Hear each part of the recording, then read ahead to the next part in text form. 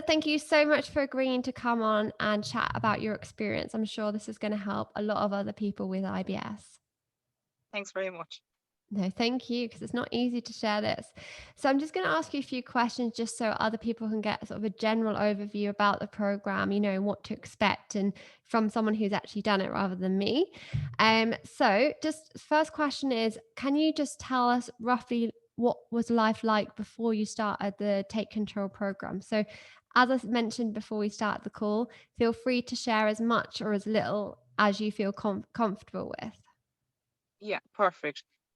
So I suppose things started for me maybe when I was about maybe 18 or 19. Um, and looking back, and I know I think it started when I was about 13 or 14, but like symptoms weren't as bad, like it was manageable. But when I reached 18 or 19, it just got very bad, and I suppose I got frightened, and I didn't know what was happening to me, and I didn't know what was wrong. And of course, I went to the doctor, and I thought that I was celiac because anything I was eating with gluten, it just was not agreeing with me. I was having all the symptoms that maybe a celiac or someone with IBS should have, and that came back negative. So obviously, like that was a great thing, but you still don't have an answer as to what is wrong. So I just went on a gluten-free diet for 2 years, which was tough, like because I mean, nowadays it's great because everywhere has gluten-free options, but back then 5, 6, 7 years ago there wasn't that many. Like and of course, like a lot of gluten-free foods are hard to eat, because breads and things wouldn't taste nice, so that was kind of hard. But um, I went, I asked different people for help, and I suppose at the time I thought it was working, but it actually wasn't. It would work for a short period of time. For example, I took probiotics for a long time, and I thought maybe it was my mind was telling me it was working, but they just weren't working. I was still having the same symptoms, and I started bringing back the gluten because I thought someone told me like if you keep eating gluten free, you might be able to eat it again. So I introduced the gluten back in, and I was actually grand again. But then I went dairy free. Anything with dairy, just all the IBS symptoms. And I think that was the toughest part, the dairy.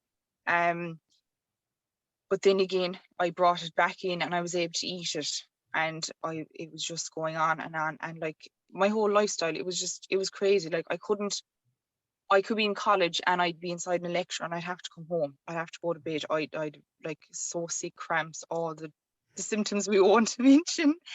And then, and work and everything, like you might be inside the toilet all the day, and then you might come out and you'd feel embarrassed because they'd be like, where were you? Where are you? Someone came in, they needed to be served, or this kind of thing. And you can't really be explaining to someone, oh, I'm sick, I have a sick stomach. And you can't really exactly say what symptoms you have because it's embarrassing. But like when it came to like hobbies and things and meeting up with friends and everything, and going shopping, something as simple as going shopping, you'd be saying, oh, we're going to this shopping center, oh, I don't really want to go there because there's no bathrooms there if I need it, this kind of thing. So it affects everything. Like, and if you wanted to meet up with friends, you can't go. You might feel comfortable because you'd say, if I eat this now, well, am I going to be sick all evening after it or whatever? So I think that when the virus came in, the coronavirus, I think it just came a point where everyone kind of had time to think, and I just said, look, I need to do something about Mm. this. This is going on for years, and I just can't hack it anymore. Yeah. Um, Yeah. so I found your Instagram page years ago on Instagram, and I did bits of the program, but for me personally, I just wanted to do a one-to-one thing, and I just said, look, I want to get this sorted, once and for all, because I just couldn't. It was going on for too many years, and I couldn't stick it. So that's what happened to me prior to the program. Hmm. Uh, And in terms of actually being on the program, was there anything that, that obviously you've seen the program, was there anything that made you hesitant to join in it? Because obviously for you, and I feel like a lot of people relate to this, it wasn't as though you had just had IBS for years and not tried things. You'd obviously tried a lot of things already and spent mm. money on this and it didn't work. So was there anything that when you've seen the program, you just thought, you know what, I'm not gonna, I don't know if I should join this or not? um, when I saw it, I wanted to join, but I suppose what happened to me was that sometimes, you know, in life, everything kind of, you're like, oh, I'm so busy, I don't have time Mm. for that, I don't have time for this, and I'll leave it off for another day. I'll do it tomorrow, and tomorrow comes, and then tomorrow's the day after, and the day after, and it never happens. And I suppose it's embarrassment as well, even though, like, you feel like, well, why should I be embarrassed? These people know what they're talking about, and they work on this every day, but it's still embarrassing, you know. So and I think it was just a mixture of time, Mhm. embarrassment, afraid, I suppose, that I tried different things and nothing was working. And it kind of puts you off everything else. You're like, well, I've tried 10 different things and none of these will work. So how could the next thing work, you know? Yeah. Um, so, For sure. And I um, think again, thank you for sharing that because so many people will relate to that. And it is kind of daunting again, spending time. It's not just people think, oh, it's the money, but actually it's more the time. And I always say there's never a good time yeah, to start these things. A good time would have been a year ago or what, ages ago. And I think a lot of people, they do let I say me even, I'm a human as well. We let yeah, things go too long. yeah, And there never is a good time. And with people that I work with who have IBS, I tend to find that, they are very busy people, which I always yeah, say is probably part of the problem, to be yeah, honest. But there is no good time. And actually, you can, tailor this information to, your situation and your time constraints. So, obviously, did the program. Was there anything that you found quite surprising about your IBS situation? Anything that you thought wasn't a trigger or you hadn't considered before? I could not believe that when I finished the program that I'm absolutely perfect with gluten and dairy. And I always thought that they were my issues because, you know, like if someone has an upset stomach for a while from foods they're eating, oh, first of all, people say, oh, you're gluten free or you're celiac or you're dairy intolerant or something.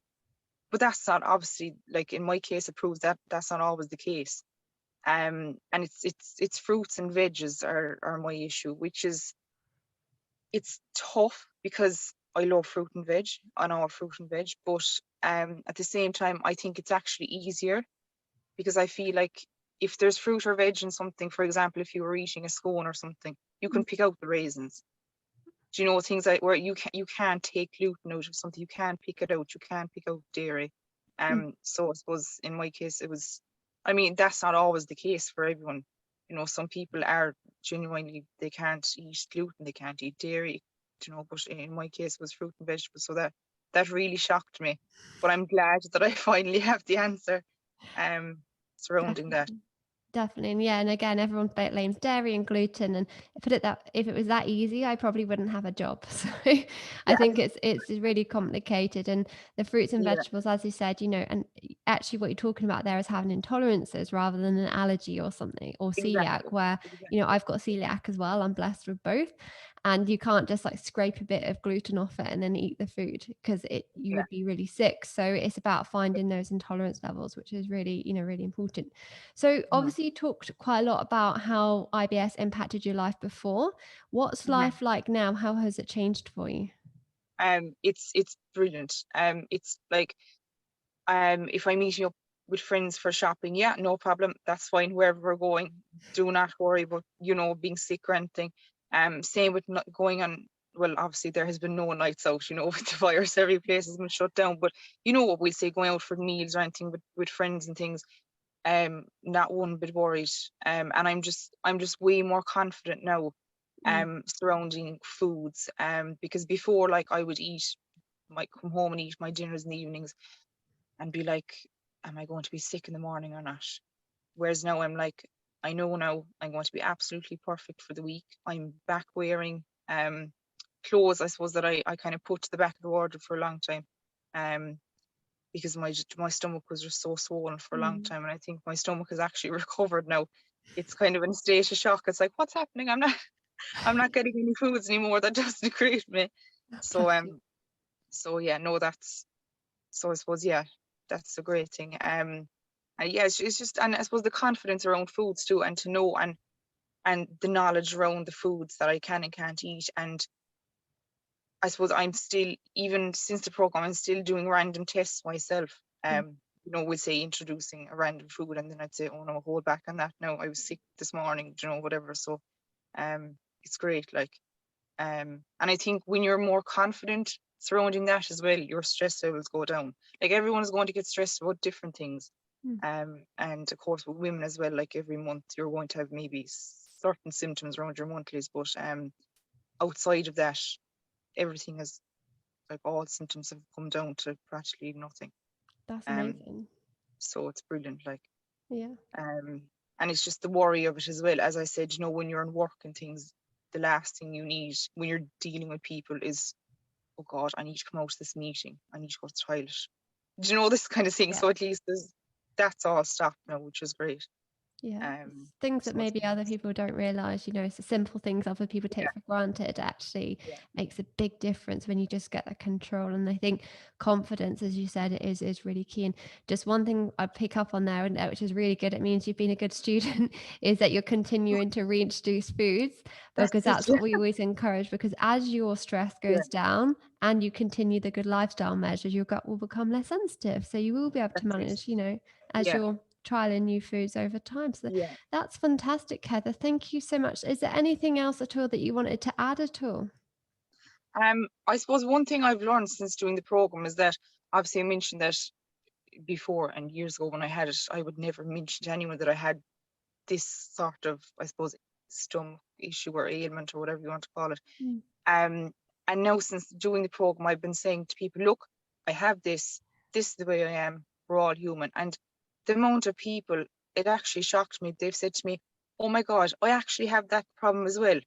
And it's like loads of people have it, and I never knew it before. And it's just, I think since doing it, it's given me the confidence to talk to people, and they're, I suppose, um, confident now and able to speak to me about it as well, and share different experiences, which is great. Like, because when you do have IBS, you think you're the only one in the whole world that has it. Do you know what I mean? You're kind of in Mhm. your own world, and you're like, oh my God, why me? Why me? Is this happening to anyone else? Yeah. So yeah. So no, it's great. Yeah, thank you so much for sharing that, because everyone feels like that. But the research shows one in Yeah, five people have it. So, yeah, become a bit more like a gastro dietitian, have no boundaries. Let's start talking about it. But no, that is so true. We don't talk about it. And it's strange because, so many people have these problems. So, but hopefully in the future, we'll become more confident. And videos like this, I think, will help so many people realize what you're saying. So, thank you so much for your time today. no problem. Thanks a million.